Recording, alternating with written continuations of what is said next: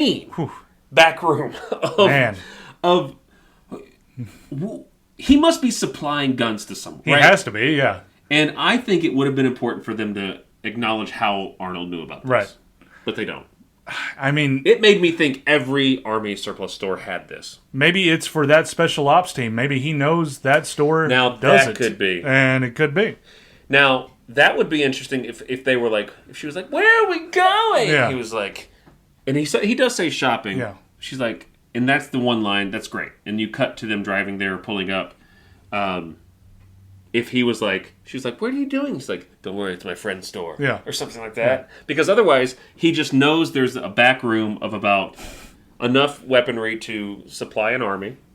And he knows probably the buttons over here. Yeah. Because also when the door opens, he looks a little surprised. Yeah. Like, oh. That could have called 911 or it could have opened that door. Okay. So if you don't know this scene, when there's a bank robbery and the teller is like pushing the button under the, that's all he does, and then this back room opens, and it's glorious. It is. It's everything that you want as a child to walk in. Besides Toys R Us in 1987 with NES games on the wall, and Ninja Turtles too, and the figures that was just quad rocket launchers and it's so good. He just starts, and then he starts really shopping, and picking up rocket launchers. He picks up this was an interesting series of events to me. He picks up the quad rocket launcher, and he's like, "Yeah, this will work." And then as they're leaving, he's like, "Oh." He sees the long rocket launcher, and he's like, "Oh, this is the one." Yeah. But I always thought the quad was even more impressive. Yeah, why not? Yeah. He's testing out C4. He's like, "Okay, the radio signal works," and I mean, I could watch that scene over and over. Yeah. It's fun.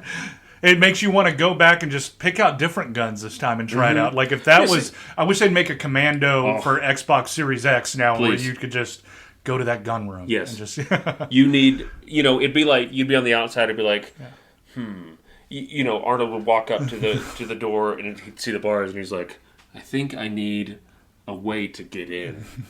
And you'd walk around, you couldn't figure it out, and then the game would be like, maybe an object big enough to push through. And like, a bulldozer. And then you figure it out. That would be a really fun video game. Why isn't this a video game? I don't know.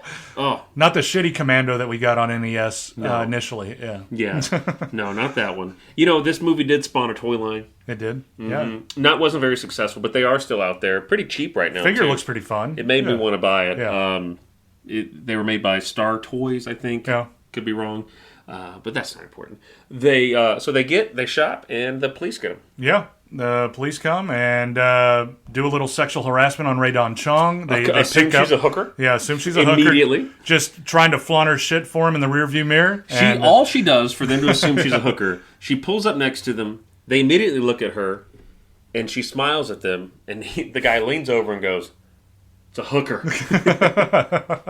This movie, very 80s. And it's a fun thing. She uses the rocket launcher and frees Arnold, and he's like, "Where did you learn to do that?" She's like, "I read the directions." And you can see when they're pulling out, and she's like, she has the cart, and you can see the instruction manual for the quad rocket launcher, which is fun. I think she's just like, okay, waiting to leave.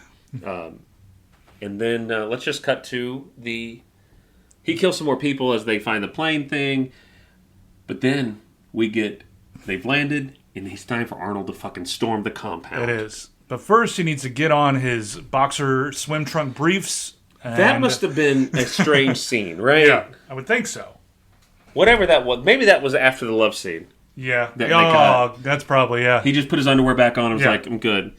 Arnold's bathing suit is his weightlifting, his bodybuilding show underwear. That's it. Yeah, that's it. And he looks great. I mean, he's incredible. Yeah, thighs look amazing. Chest. No, I thought you said his eyes. No, his eyes just stare right through you. Gets on his little ICB, his inflatable raft, and takes it to the beach. Doesn't want to do his loading up in the plane. No, you don't want to sink the boat too. You got a lot of stuff on there. Yeah. I don't know the logic behind not just getting in the boat fully dressed. Right. I guess he's like, well, I don't want to get my clothes wet My boot's wet. Maybe. Yeah. So he puts his stuff in a waterproof bag, buzzes up to the shore, hops out. Yeah. And we get it. We get maybe the most iconic, other than for me, the deer scene, the most iconic Commando scene. Oh, yeah. The noises, the sounds of the knives going into the sheath and everything, grenades being And that's all Arnold, too, because no hands could look like Arnold's. And then it cuts away to what he's done to himself. Yeah. It's incredible. And my God, it's a masterpiece. It really is. Yeah. And Ebert makes a strange claim that since that first started in Taxi Driver.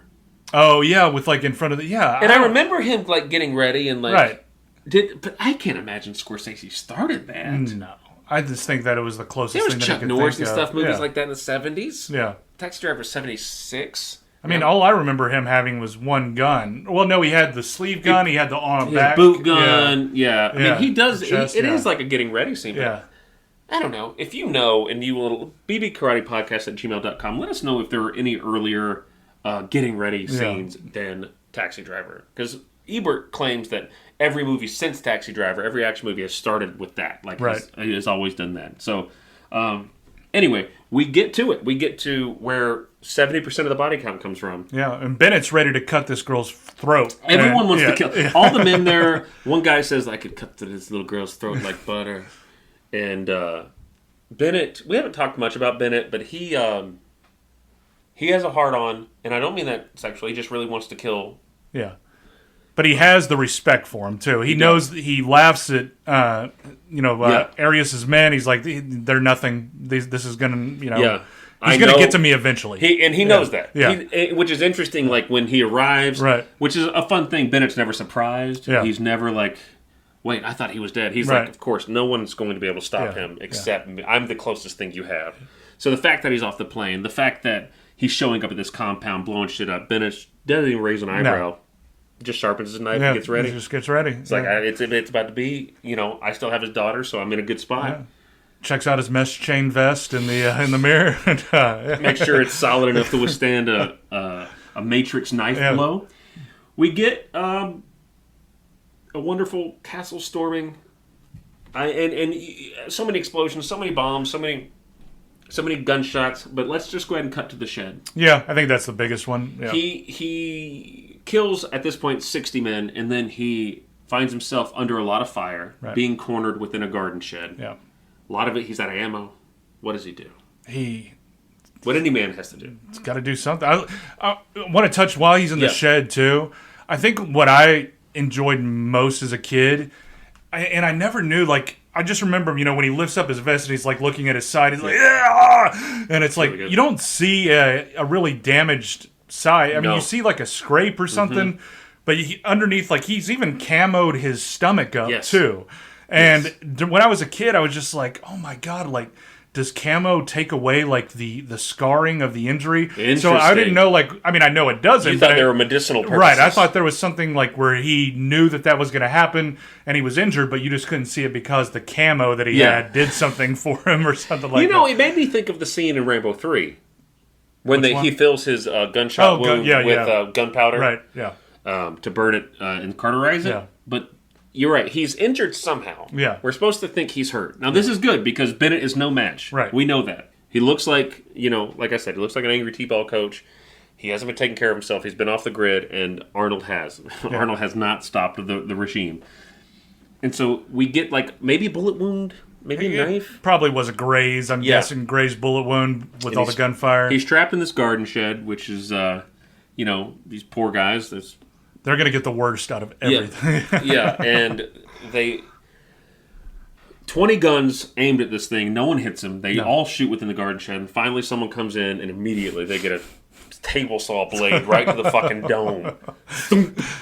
And it's the worst. It's the most violent and like, more legendary kills of this movie. Is that saw blade. He gets an axe, cuts a dude's arm off. Now, there was some legend behind this that originally Arnold takes the guy's arm, slaps him with it, and says, "Quit whining." But that's what we wanted to do.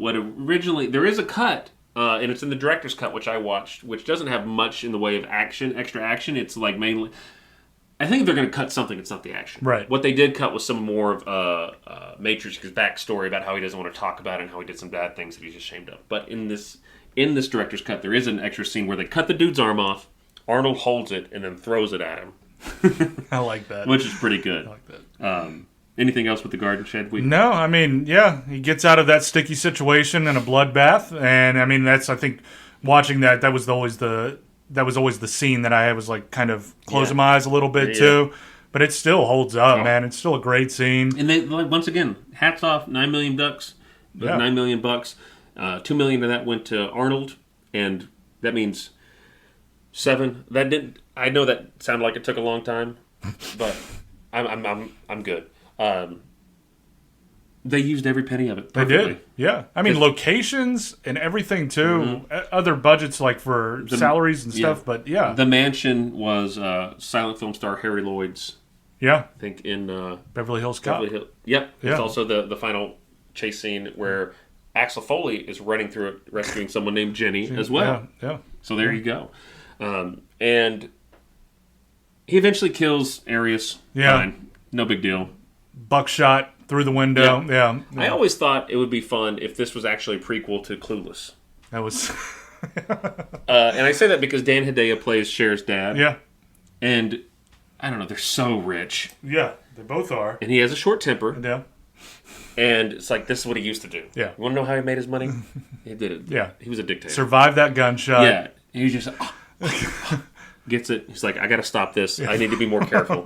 I'm not going to try to run a country now. I don't want that. I just want to move. I want to relax. And that's what Cher's dad did. Yeah. And we get to, I think, the boss fight. The boss fight. And the build-up to it is good. I love the setting, too, running underground through the piping and stuff. Touch. Yeah, I love that. Steam and everything, which, of course, comes into the last line. But, we get Ginny running through there, too, trying to hide from Bennett. She's, you're not going to be John Matrix's daughter and not being able to, get out of a situation. So she does. You find a post to knock out that rotted wood, I guess, or whatever it is. A door handle. Was it a door handle? She pulled the twist knob off of the door, and was able to use it as a. Oh, that's right. Yeah. For some reason I was thinking of Indiana Jones when he gets the library thing and bangs through it. I was putting those together for some reason, but yeah, okay. And Ginny's running through the bottom, through the piping system, and Matrix is after Bennett. Bennett's after Ginny, and we just get this Ginny, Daddy, Ginny. Yep, some pretty epic dialogue for a while there. And they eventually face off. And they do a great job of making this feel like an equal fight. Yeah, they do. Bennett gets some good shots in on him. And they do, and it's not hand-to-hand. No. You could think Bennett's a great knife fighter. Yeah. Like, I'm fine with that. And I was mentioning this earlier on the podcast. It's like, it's not Casey Ryback. Right. Where he's fighting a rock star. Yeah. It's a man, like... Of course, Arnold and John Matrix will kill this man. But this man has obviously survived through many wars with Matrix, so he's going to be capable enough to handle himself. Yeah. And they do that. They give us that. Matrix gets in trouble, gets sliced up. He struggles with this man, and we get a fun boss fight. We do. And what does Bennett say? I'm not going to kill you. Like, what does he say? I'm not going to kill you, John. Yeah, but he said something like to that, like, I'm going to cut off your balls, or it says something like to that extent, and I can't remember what the line is, but it's a good line. Yeah. Just the way Bennett delivers it. But yeah, and we get the glorious kill shot. Bennett goes through a lot in the final stage of his life. He gets his face burnt, which then puts him on an electrical box of some sort, which with a metal chainmail must amplify. It does, It's the worst day to wear that thing. Yeah. And then I don't think it served him much, because he still gets, cut. Just wear a whole knight's mesh vest if you're going to wear anything. I would have liked to have seen it come in play. Like, maybe Arnold swipes at his chest and he's like, that's what I wore it for, I'm wearing an iron mesh.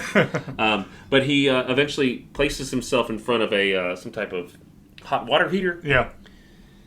And he's like, come on, John. And he javelins. I mean, this pipe must weigh 30